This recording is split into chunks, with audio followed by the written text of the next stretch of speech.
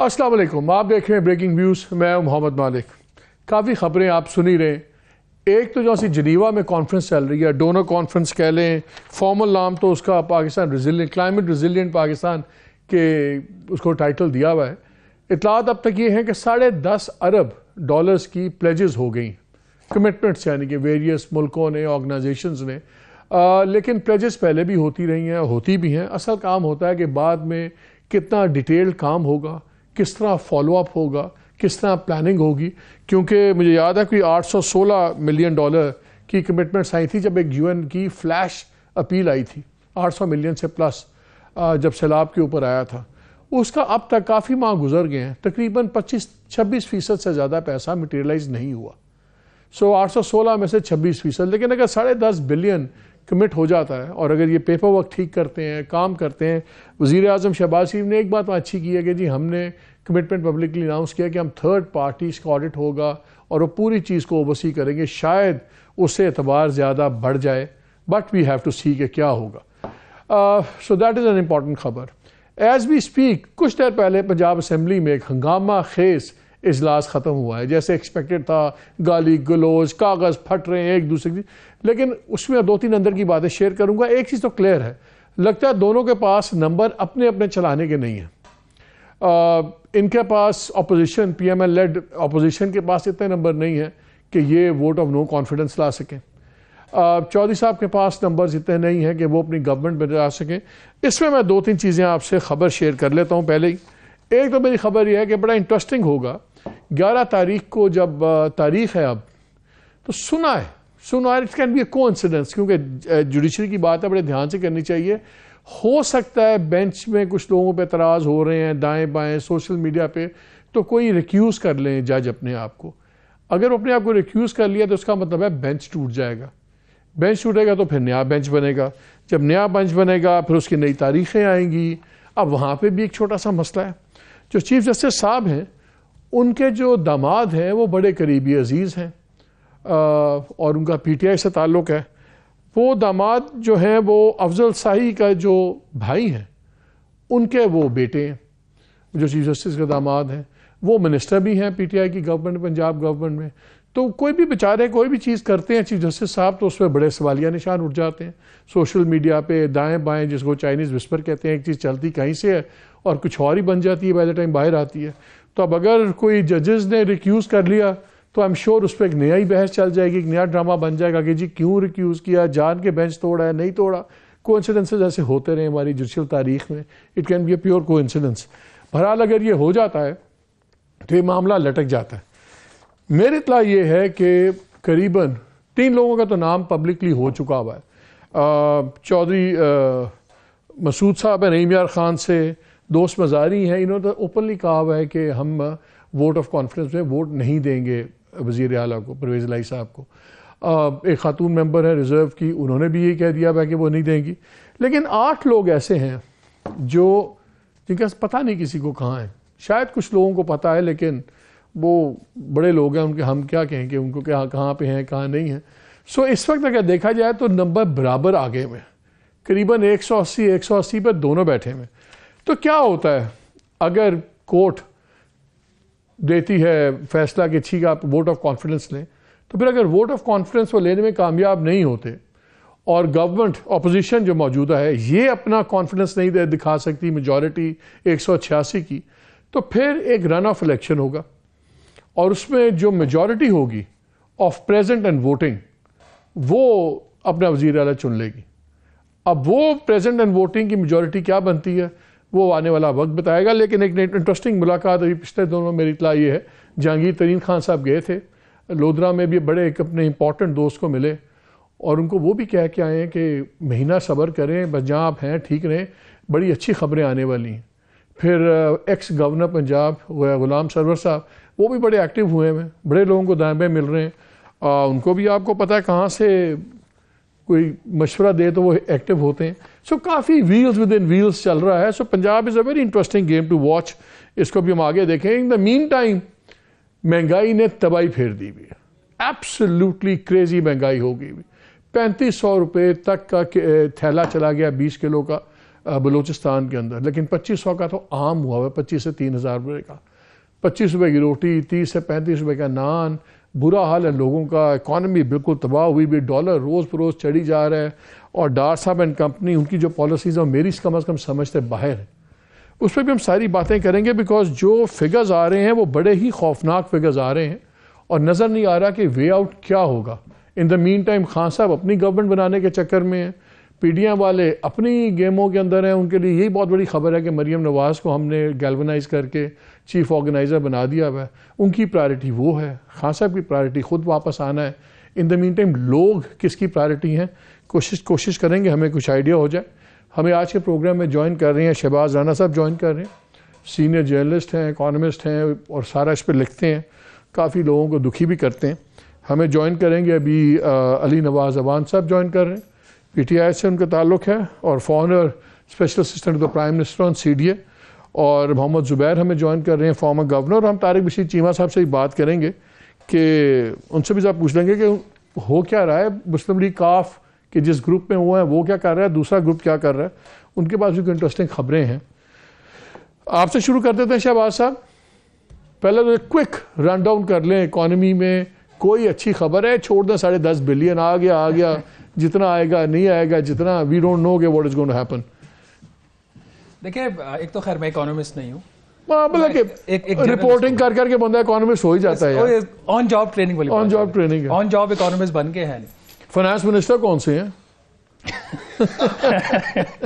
ये अली नवाज अभी बताएंगे, मेरा सवाल नहीं है। Coming to whether there is a good news और नॉट, जिनीवा में अगर डार साहब की मुलाकात नेथन पोर्टर जो IMF वो आज शेड्यूल्ड है, अगर वो मुलाकात ठीक हो जाती है और एक कंसेंसस वहां पे तय पा जाता है तो गुड न्यूज इस सेंस में हो सकती है कि पाकिस्तान इमीडिएटली डिफॉल्ट नहीं करेगा अगर IMF का प्रोग्राम रिवाइव हो जाता है। अगर प्रोग्राम नहीं रिवाइव होता और हमारा किसी वजह से जो है वो उसमें प्रॉब्लम्स रहती हैं उसकी शराइत के ऊपर, अभी क्योंकि जो आप जो महंगाई की बात कर रहे हैं ना, महंगाई के बहुत सारे फैक्टर्स हैं, हम सब डिस्कस कर चुके हैं कि आपका एक्सचेंज रेट इतना गिर गया है कि आपकी तकरीबन 80% आपकी इकोनॉमी इंपोर्ट्स के ऊपर चल रही होती है, तो इन एनी केस आपको महंगाई होनी है। दूसरा फैक्टर ये जो आपने बात की आटे की, ये एक गवर्नेंस का इशू है इस वक्त, इसमें सूबों का बहुत बड़ा रोल है क्योंकि एडमिनिस्ट्रेटिवली तो चारों सूबों ने अपनी गवर्नेंस बेहतर करनी है। इस्लामाबाद का तो उनको सूट करता है, वो नहीं रोकेंगे, जितनी महंगाई की गालियां तो फेडरल गवर्नमेंट को पड़ेगी। अपना वोट बैंक भी तो एक है ना, बट उससे बढ़कर तो फेडरल गवर्नमेंट पे डाल रहे हो, कह रहे जी अनादी वजह हो गया। एक पॉलिसी फैसला भी है ना, पॉलिसी फैसला इक्तिसादी राब्ता कमेटी करती है कि जो आने वाली फसल है आपकी गंदम की उसका रेट क्या होगा, वो जो मिनिमम एक्सपोर्ट प्राइस किसान के लिए रखी जाती है उसके ऊपर कोई फैसला नहीं हुआ, क्योंकि जो पाकिस्तान पीपल्स पार्टी है वो कोई 4000 रुपए कह रही है पर मौन, वफाकी हुकूमत कह रही है कि आप इसको इतना ना करें, कहीं पे 3000 का रेट है। ये जो इसकी वजह से जो प्राइसेस शूट कर रही है ना, क्योंकि जब आपका एडमिनिस्ट्रेटिव स्ट्रक्चर जो है वो टूट जाता है, जब सूबे अपनी मनमानी करें जिस तरह पंजाब में हो रही है इस वक्त, तो फिर वो उसकी वजह से आपकी जो प्राइसेस हैं ये और ज़्यादा बढ़ जाती है। इनका वफाकी हुकूमत की नाकामी ये है कि पॉलिसी फैसला नहीं कर सके कि प्राइस क्या होगी। जो प्राइस होती है मिनिमम सपोर्ट प्राइस, वो मार्केट को एक सिग्नल दे देती है कि अगर लेट से 3000 रुपया है तो आपको 3200-3100 रुपए में आपको प्राइवेट सेक्टर अपनी गंदम खरीदता है। ये जो इतनी महंगाई हुई हुई है, जो इतनी महंगाई हुई हुई है, इसमें अगर मैं कहूँ 100 में से कितने % ब्लेम जाना चाहिए फेडरल गवर्नमेंट को कि इन्होंने क्या चवलें मारी हैं, और कितने % जाना चाहिए प्रोविंशियल गवर्नमेंट्स को जिन्होंने बिल्कुल खुली छुट्टी दी हुई है, कोई किसी को नहीं रोकता, जिसका जो दिल करता है महंगाई कर रहा है, चाहे दूध बेच रहा है चाहे अंडे बेच रहा है, जिन चीज़ों का जस्टिफाई भी नहीं होता, तो क्या कहेंगे किसका ब्लेम कितना है? आधा इसलिए कि इन्होंने गंदम का फैसला नहीं किया कीमत का, फिर इन्होंने बजाय के भारत से ये इम्पोर्ट खोलते, जब आपके मुल्क में सैलाब आए इन्होंने अफगानिस्तान से सिर्फ खोली और ईरान से खोली। तीसरा फैक्टर ये हुआ कि जो आपकी अशिया पोर्ट के ऊपर आ गई उनको रिलीज नहीं किया, वहां पे वो गल सड़ रही हैं क्योंकि डॉलर्स नहीं है।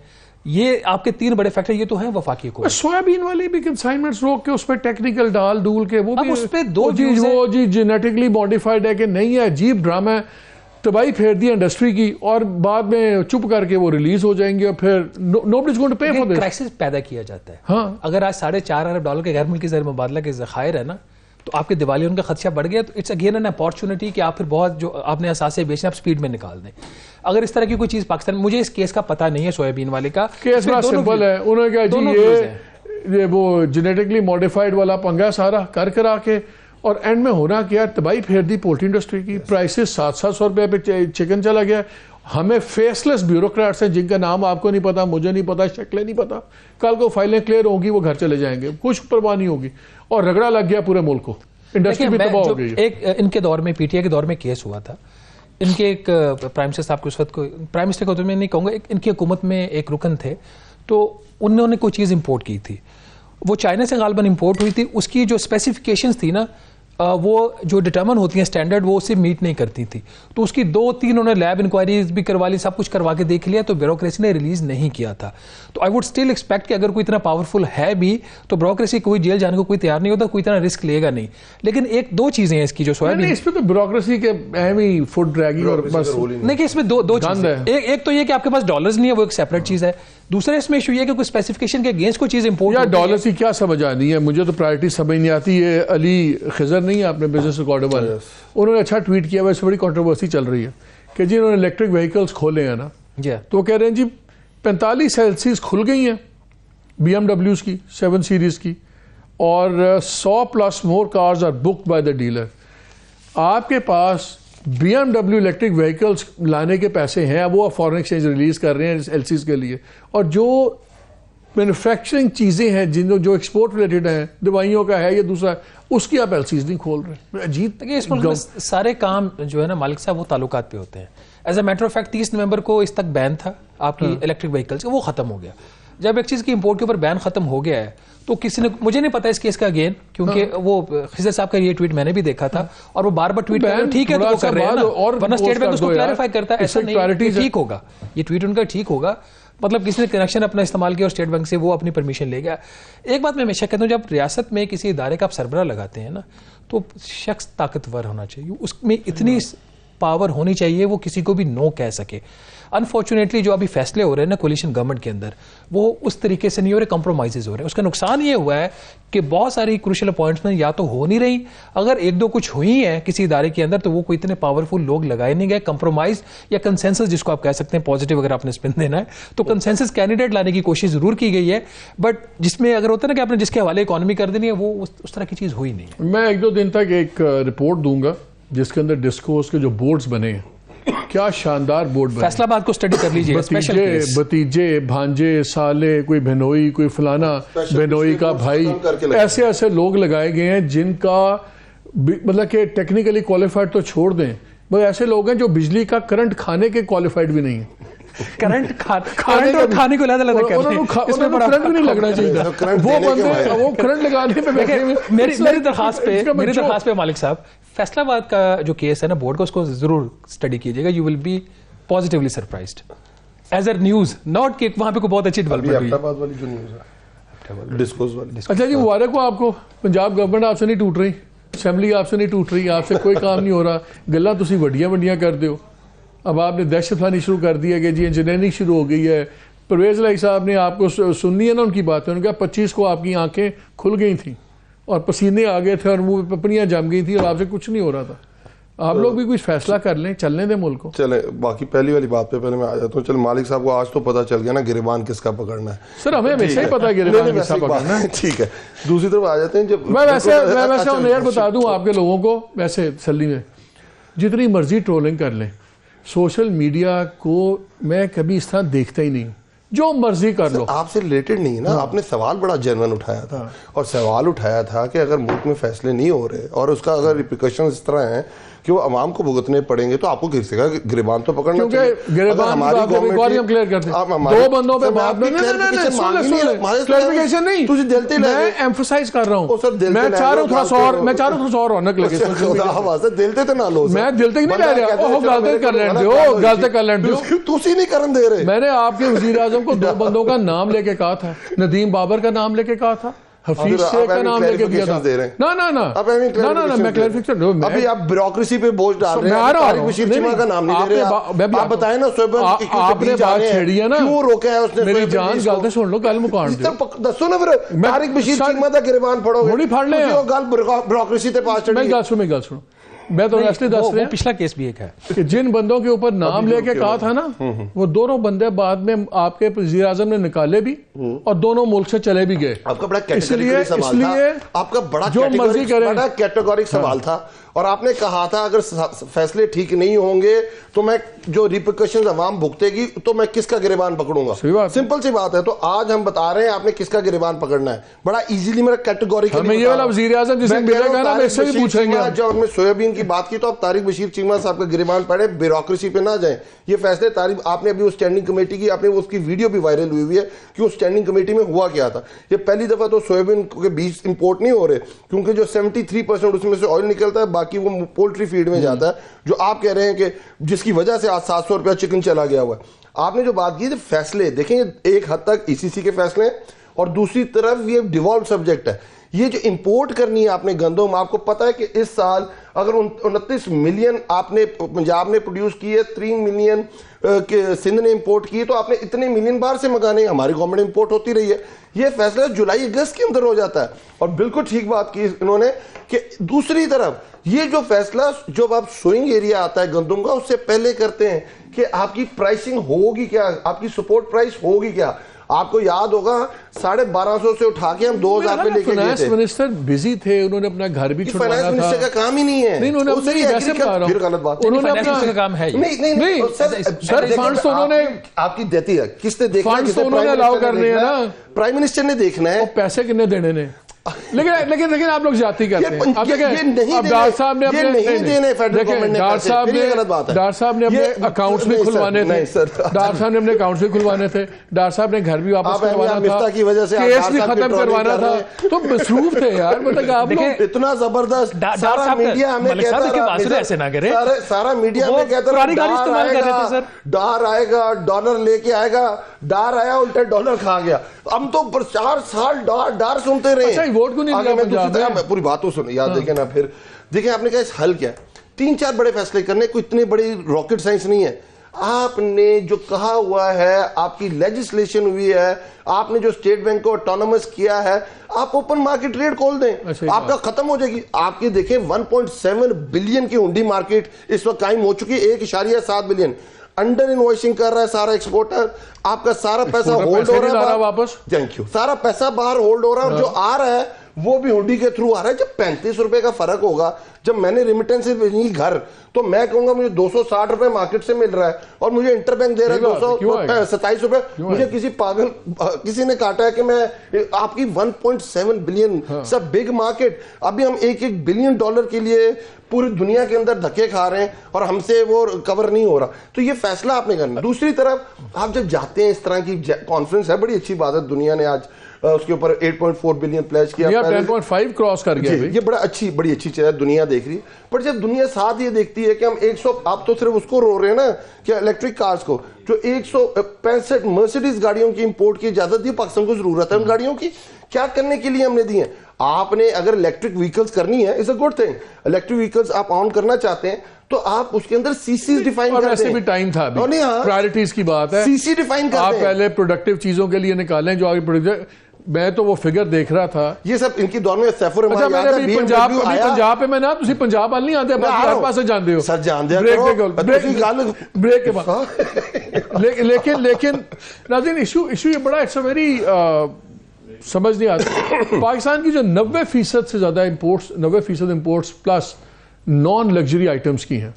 इसलिए जब आप वो इंपोर्ट्स बंद करते हैं तो आपकी प्रोडक्टिविटी सीधी इंपैक्ट करती है। और हमारा मसला इस वक्त खाली ये करंट अकाउंट डेफिसिट नहीं करना, हमने रेवेन्यू भी बढ़ाना है हमने। और जब तक इंडस्ट्री मोबिलाइज नहीं होगी, अभी उन्होंने 600 बिलियन आपसे और मांग लिया है कि टैक्स रेवेन्यूज और हमें आप अपने रेवेन्यूज इंक्रीज करें। IMF ने 600 अरब, ये कहाँ से आएगा? ये फिगर बैलेंसिंग से नहीं आएगा, ये जब तक आपकी इंडस्ट्री नहीं चलेगी। इसलिए बड़ी लंबी बहस है, इस पर बाद में बात करेंगे। लेकिन अली नवाज वान साहब तो मैं छड़ना नहीं, पंजाब में बताएं क्यों नहीं इनसे हो रहा, गला बड़ी बढ़िया करते हैं। ब्रेक के बाद हमारे साथ रहिएगा।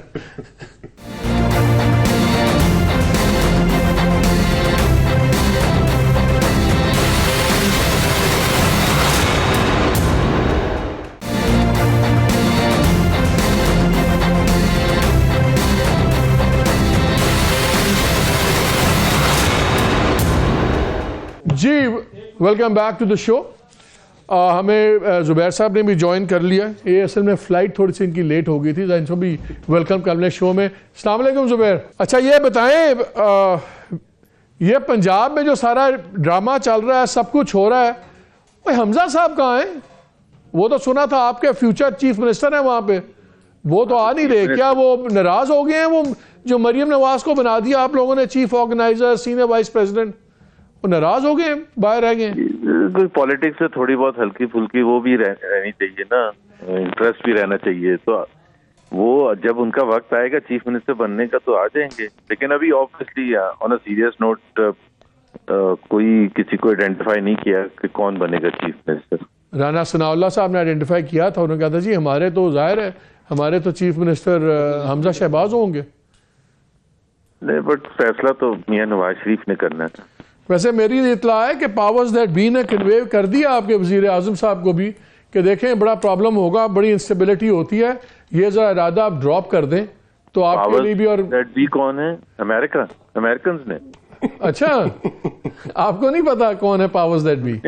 नहीं पता बाबा। तो फिर मैं आपसे अगले, या तो आप कह दें कि आपको पता है, वरना भाई ऑन एयर में आपसे डायरेक्ट 2-3 पावर्स दैट बी की सवाल कर लेता हूँ। नहीं मतलब एक तो देखें, पावर सबसे ज्यादा पावरफुल इस वक्त मुल्क में तो शहबाज शरीफ साहब हैं, फैसले वही करते हैं और से मियां नवाज शरीफ करते हैं। और इसके अलावा कौन है? ऑपोजिशन तो है ही नहीं। You have to stop smoking whatever you're smoking.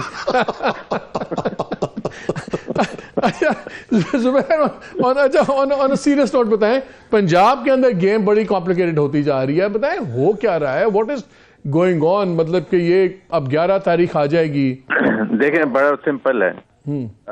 Imran Khan का जो शुरू से अप्रैल से जब से वोट ऑफ नो कॉन्फिडेंस हुआ है, वो वॉट एवर हैपन्स उन्होंने एक हिजानी कैफियत रखनी है कि किसी ना किसी तरह से एक माहौल ऐसा हो, जैसे अभी हम डिस्कस भी कर रहे हैं, अब हंगामा रहे, शोर शराबा रहे, क्या होने वाला है, अनसर्टेनिटी रहे। तो व्हेन ही अनाउंस कि जी हम ये vote of no confidence resign करेंगे और तोड़ देंगे असेंबली को, वो भी इसी एंगल से था कि वो क्या पॉसिबल होगा नहीं होगा। उन्होंने परवेज इलाही से मशवरा भी नहीं किया था, परवेज इलाही टोटली अपोज थे। That still serves him his purpose. और अभी भी कि जी वो जब अब गवर्नर साहब ने कहा है कि अगर ये नहीं लेंगे वोट ऑफ कॉन्फिडेंस तो वो कोर्ट जाएंगे कि जी मैंने हुक्म दिया कि आप लेने का मेरा राइट है और ये नहीं लेंगे। और मैं आपको ये भी बता दूं अभी से कि अगर कोर्ट ये कह भी देगा ना कि आप लें वोट ऑफ कॉन्फिडेंस, तो स्पीकर बैठे हुए इनके पीटीआई के, अब वहां वो काउंटिंग ही गलत हो जाएगी। ये भी मैं आपको बता दूं। मतलब अब हम इस स्टेज पर पहुंच गए पाकिस्तान के अंडर द पीटीआई इन्फ्लुएंस कि एक सिंपल सा 370 या 360 लोग जो मौजूद होंगे सेकंड राउंड में जब भी वो जरूरत पड़ेगी, बिकॉज वोट नहीं है इनके पास वोट ऑफ कॉन्फिडेंस लेने के लिए, तो जब भी वो होगा तो मुझे और आपको ये नहीं समझ आएगी कि किसके कितने वोट पड़े। नहीं तो आप डिक्लेयर हो जाएंगे। आप लोगों को तो खुश नहीं होना चाहिए। आप लोगों ने तो शुरू में कहा था कि जी आपके तो मैसेज भी गए थे परवेज इलाही साहब को कि अगर पीटीआई आपसे अपनी सपोर्ट हटाती है तो हम आपके साथ हैं, असेंबली ना तोड़ें, आप कंटिन्यू करें एज चीफ मिनिस्टर। तो फिर अगर किसी भी तरीके से चीफ मिनिस्टर वो चलते जा रहे हैं तो फिर आपका एतराज क्या है? नहीं, हमारा एतराज तो ओरिजिनली तो वो चल ही रहे थे, तो हमने तो कोई एतराज नहीं किया था।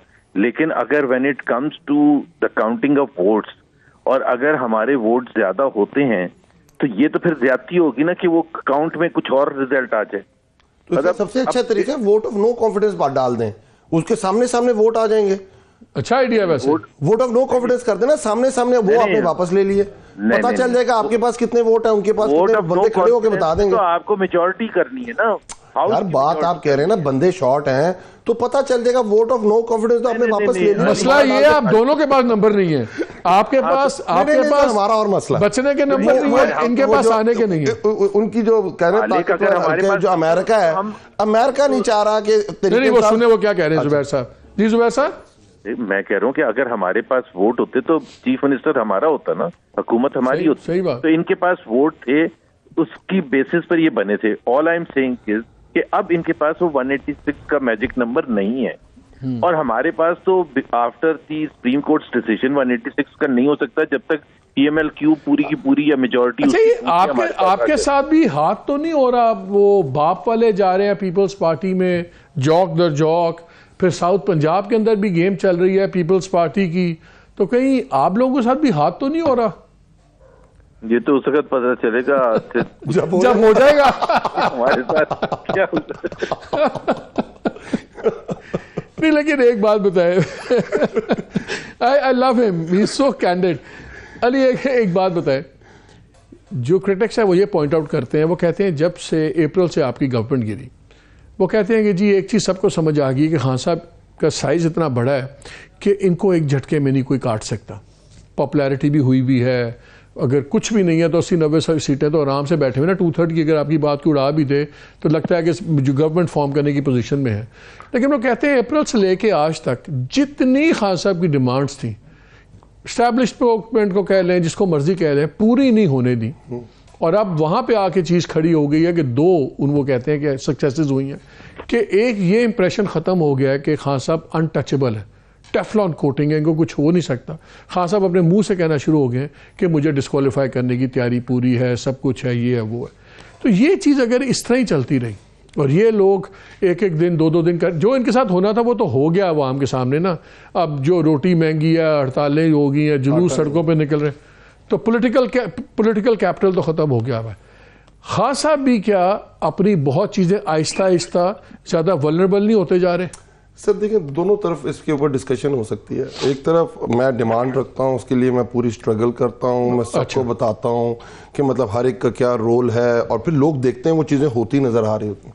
इससे आपकी पॉपुलैरिटी ऊपर की तरफ जाती है क्योंकि आप उसके साथ स्ट्रगल भी कर रहे होते हैं। तो दूसरी तरफ ये देखें कि जब अपोजिशन में होते हैं आप, तो आपकी बहुत सारी चीज़ें नहीं मानी जाती। इनकी जो अपोजिशन थी, 4.25 से इन्होंने अपोजिशन किए, इन्होंने लॉन्ग मार्चेस किए, PDM बना के किए, PDM तोड़ के किए, और आगे जिस तरह भी चीज़ें चली, इस तरह आप अपोजिशन के अंदर अपने लिए नए नए चैलेंजेस खड़े करते हैं, बनाते हैं और उसको अचीव करने की कोशिश। उनमें बहुत सारे आप अचीव कर लेते हैं, बहुत सारे नहीं करते। आपके सामने है कि जब हमारी गवर्नमेंट जो अप्रैल में गिरी थी, उसके बाद अराउंड 36 इलेक्शन हुए हैं, आपने 85% सीट्स जीती हैं। सब बिग अचीवमेंट, जब आप गवर्नमेंट में थे तो सारे बाई इलेक्शन वो जीत रहे थे। वो तो जो गवर्नमेंट में होगा सारे नहीं जीत रहे थे, सारे नहीं, जीते हैं ना, बल्कि उन्होंने जीता। देखिए, आपने रिकॉन्कर किया आपने पंजाब को, इन्होंने पंजाब गिराया, हमारे 20 लोग लौटे हुए, वो आउट हुए, री इलेक्शन हुए, हमने दोबारा Punjab with in 2 months time इतनी जल्दी हमने किया। लेकिन वो 63A वाली अभी इशू है, वो कंट्रोवर्शियल चीजें चलती रहेंगी, भी कोई चीजें आती जाए। आप कहते हैं 148 कंट्रोवर्शियल है, 63, अभी जो चीजें उसकी बेस पे हम बात करेंगे ना, तो ये देखेंगे ये चीजें तो हमारे हक में जा रही है। अगर मैं आपको बताऊं कि हमारी कोई बात ना मानी, और ये पाकिस्तान जिस तरह ये चला रहे हैं अल्हम्दुलिल्लाह, ये इसी तरह चलाते रहे 4 महीने और आपके सामने और चीजें आ जाएंगी। अगर हम इस वक्त 65% पे खड़े हैं, हम आपको बता रहे हैं 80% पे चले जाएंगे। पर हम बात ये कर रहे हैं कि रोड मैप दिया है। रोड मैप है क्या कि कौन से पाकिस्तान के अंदर किसी ने अपनी असेंबली तोड़ने की बात भी की है आज तक? मुझे बता दीजिएगा।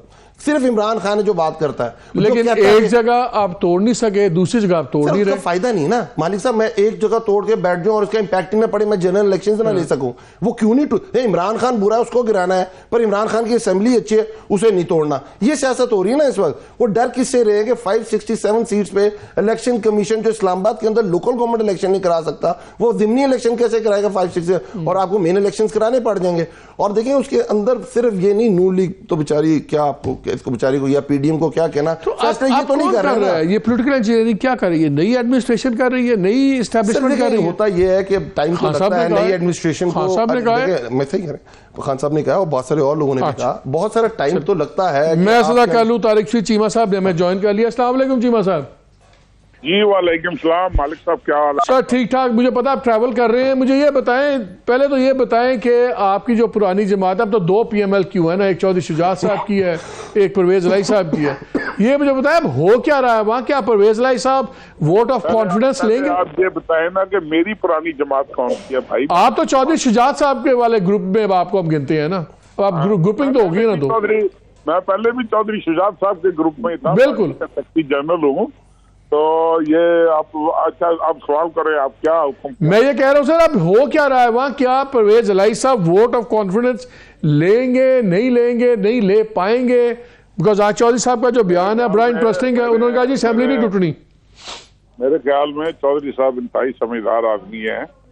उन्हें पता है, पुराने सियासत, उन्हें पता है कि वो इत्तेमाद का वोट नहीं ले सकते, उनके आदमी पूरे नहीं हैं, वो इत्तेमाद का वोट कैसे लेने जाएंगे। देखे ना, अगर मेरे पास 186 हो, मैं तो 200 दफा अगले के मुंह पे मारूंगा, ओ भाई गिनो वोट, इत्तेमाद का वोट ले रहा हूं मैं, फिर गिनूं, फिर इत्तेमाद का वोट लूं, फिर लूं। कोई वजह तो है ना कि ये अदालत का सहारा ले रहे हैं, मुख्तलिफ हीले बहानों के साथ ये अवॉइड कर रहे हैं वोट ऑफ कॉन्फिडेंस को, जो कि अवॉइड मालिक साहब नहीं हो सकता। That is the constitutional right given to the governor. उसमें कतई तौर पे ऐसी कोई गलत बात गवर्नर साहब ने नहीं की। गवर्नर साहब ने इनसे बड़ी सिंपल बात की कि आपने खुद अपने इंटरव्यू में कहा है कि मैंने 1.5 माह 2 माह पहले समरी साइन करके डिसोल्यूशन की मैंने इमरान खान को भेज दी है। अगर आप असेंबली डिसॉल्व करने जा रहे हैं तो पहले आप ये साबित करें कि आप असेंबली की मेजॉरिटी एंजॉय करते हैं कि नहीं करते। आज साबित किया। इतनी सी बात है, सिंपल सी बात है। तो मेरा नहीं ख्याल कि इनके पास मतलूबा तादाद है। अगर इनके पास होती तो ये बंदे पूरे कर ले। लेकिन मेजॉरिटी उस तरह तो साबित हुई ना, आज उन्होंने लेजिस्लेशन की अपनी मर्जी की, तो बिल पास हाउस तो देखे ना जी, वो तो लेजिस्लेशन तो हमारी असेंबली में, हम नेशनल असेंबली में, जब मैं सूबाई असेंबली में था या नेशनल असेंबली में हूँ, बेशुमार लेजिस्लेशन हो रही होती है जहाँ पर कोरम पॉइंट आउट नहीं होता, जहाँ पर मेंबर्स पूरे ना हो, तो भी असेंबली का, अगर असेंबली का जो है वो बिजनेस चल रहा होता है।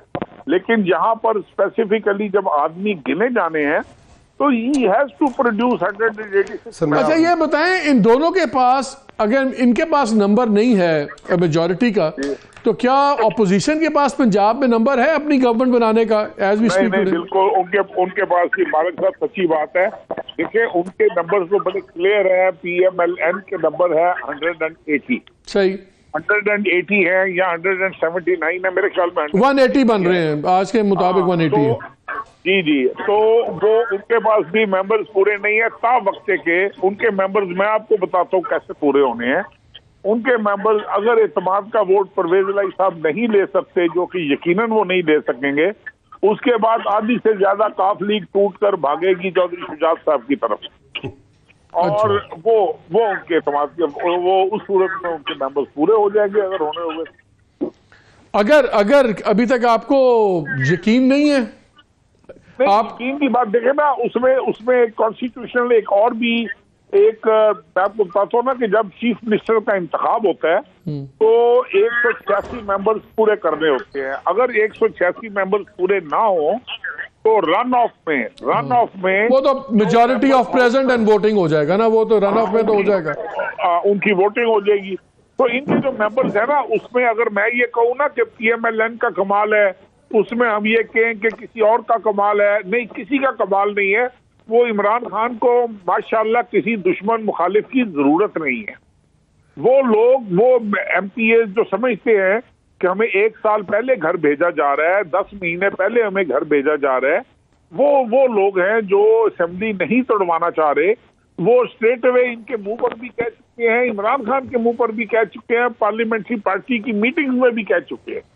तो वो इसमें मैं नहीं समझता कि उसमें किसी की कोई बहादुरी है, किसी का कोई। लेकिन चीमा साहब, जो इनकी पॉपुलैरिटी वेव चल रही है, क्या वो अफोर्ड करते हैं कि इमरान खान को डिफाई करें?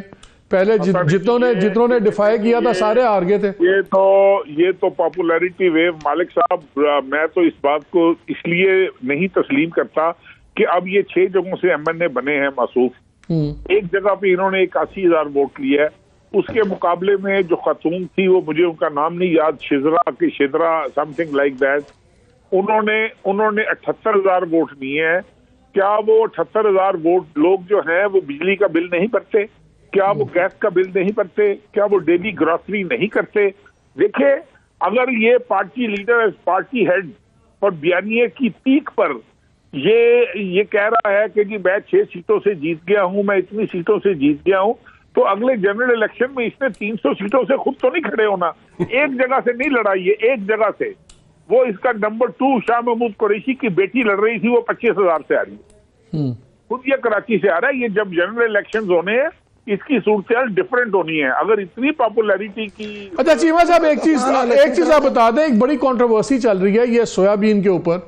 इंडस्ट्री की चीखें निकल गई हैं कि जी सोयाबीन जो शिप्स फंस गई हैं वो उनको रिलीज नहीं कर रहे कि जी जेनेटिकली मॉडिफाइड है, सोयाबीन पहले भी आता रहा है, ये अब क्यों ड्रामा बन गया इतना?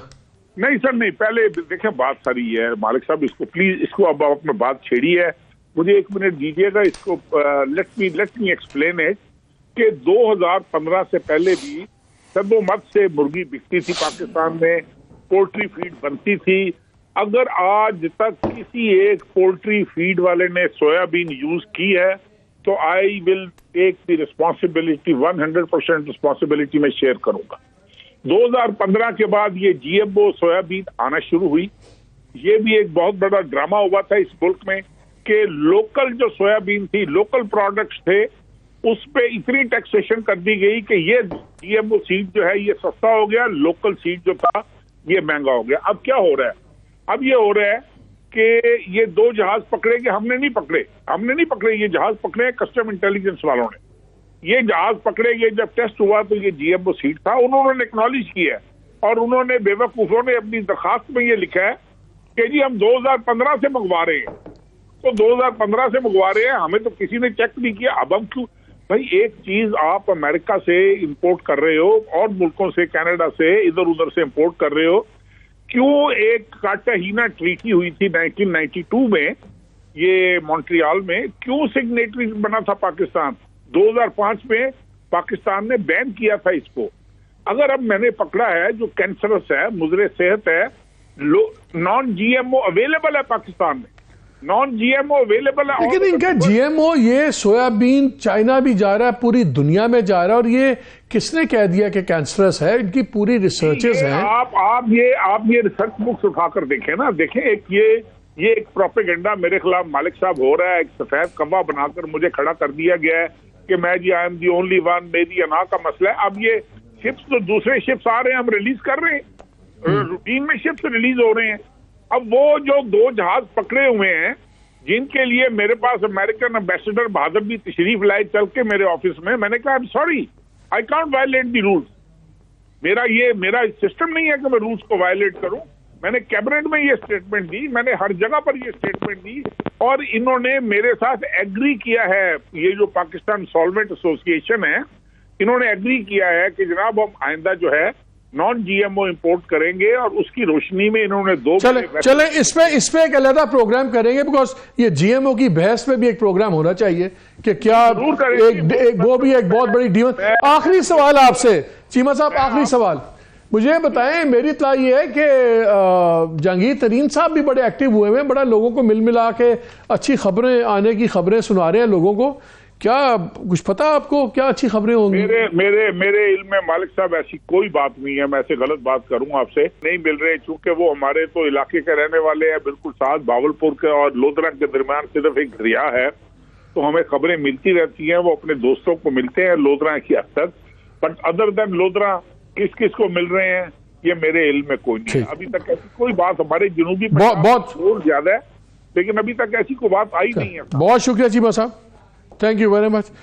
वो ये कह रहे हैं कि जब ये नहीं टूटेगी या बात आगे नहीं चलेगी तो लोग जौक दर जौक टूट के आएंगे। तो आप किससे बात कर शुजात साहब के हिस्से में, और फिर वो इतनी बड़ी बैलेंस टिल्ट हो जाएगा। जनरल सेक्रेटरी हैं जो मरूने मिन्नत थी तहरीक इंसाफ की इलेक्शन अलायंस के अंदर, वो पूरे पाकिस्तान 10 सीटें नहीं, वो पूरे पाकिस्तान की ये बात कर रहे हैं। आज अगर ये इतनी ही इनको स्ट्रेंथ शो करनी थी, आज 17 लेजिस्लेशन हुई है, इतना क्रिटिकल टाइम है, अगर एक भी लेजिस्लेशन पास ना होती तो आज आप मीडिया आप शो क्या कर रहे होते? उसका दूसरा आर्गुमेंट क्या? सुने आप शो क्या कर रहे होते? आप फारिग हैं, आप अपनी लेजिस्लेशन नहीं करा सकते, आप फारिग हैं, सिंपल एज दैट। तो इससे ज्यादा इनके पास कौन सा? सर ये कर क्या रहे हैं? देखिए तरीका कार क्या, पूरी पॉलिटिकल इंजीनियरिंग हो गई। हमारे लोगों को फोन किए जाते हैं, हमारे फोन लोगों को कहा जाता है काटा लगा दिया इमरान खान पे, इमरान खान अगला प्राइम मिनिस्टर नहीं है, इलेक्शन नहीं हो रहे, अब जो मर्जी कर रहे। सर अभी देखें ये जो हमारे लोगों ने हमें बताया, बिल्कुल भाई लोग कर रहे हैं। हमारे लोगों ने जो बताया कि वो जो MP मुझे इधर मेरे पास आया, उसका भाई वो मीडिया से ही बिलोंग करता है, मैं वो कैमरा मैन है, हमारा मिनॉरिटी का पिंडी से है।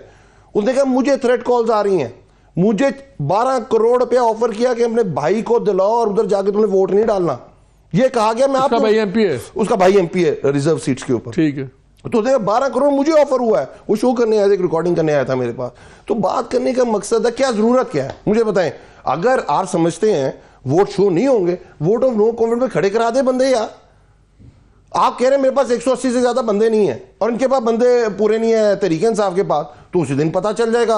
एक तरफ राइट पे वाली लॉबी में जाएंगे, दूसरे लेफ्ट वाली। तो मसला ये है, जो जरदारी साहब आए, शर्जील मेमन साहब आए, मुराद साहब कहीं निकलते नहीं, वो क्या करने आए थे? उनका काम क्या है? उनका काम क्या है? लोगों को मंडियां लगाना। मुस्तफा नवाज खोकर क्या कहता है कि सिंध हाउस के अंदर क्या हुआ? मैं तो नहीं कह रहा, उनकी पार्टी का था, क्या हुआ उसके अंदर? पैसे दिए ना, और क्या किया इन लोगों ने? और क्या इनकी स्टेक है? इनका क्या पॉलिटिक्स है? और इमरान खान बुरा उसकी असेंबली क्यों बचा रहे हो यार? और ये कह रहे हैं अनपॉपुलर है, बड़ा मतलब 78,000 वोट परवेज इलाही साहब ही बचा रहे हैं, 78,000 आपका अपना एलाय बचा रहा है। मैं बड़ी इजी बात करता हूं। अगर परवेज इलाही साहब देखें, वो हमारे इस वक्त चीफ मिनिस्टर है, उनको वोट दिया हुआ है, अगर वो अलायंस के अंदर है ना हमारे, अगर वो चाहते हैं कि तहरीक इंसाफ के साथ सियासत करनी है ना उन्होंने, सिंपल एज दैट, ये और 4-5 महीने की बात है ना, तो भाई आपको असेंबली तोड़नी पड़ेगी। ये नहीं हो सकता। इसी पे खत्म करते हैं। माली साहब तुसी भी चंगे थे, मैं भी चंगा। अली नवाज साहब ने भी चौधरी फवाद वाली बातें की है। वो कहे जी परवेज इलाही साहब फैसला कर लें, साढ़े नाल टुरना है कि नहीं टुरना, दोनों किश्तियों में पाँव नहीं रखे जा सकते, तीनों में बल्कि। लेकिन असल चीज यह देखना ये भी है कि परवेज इलाही साहब ये भी देखना है कि उस तालाब में असल मगरमच्छ कौन है, वो उनसे डरते हैं। इजाजत दीजिएगा, अल्लाह हाफिज़।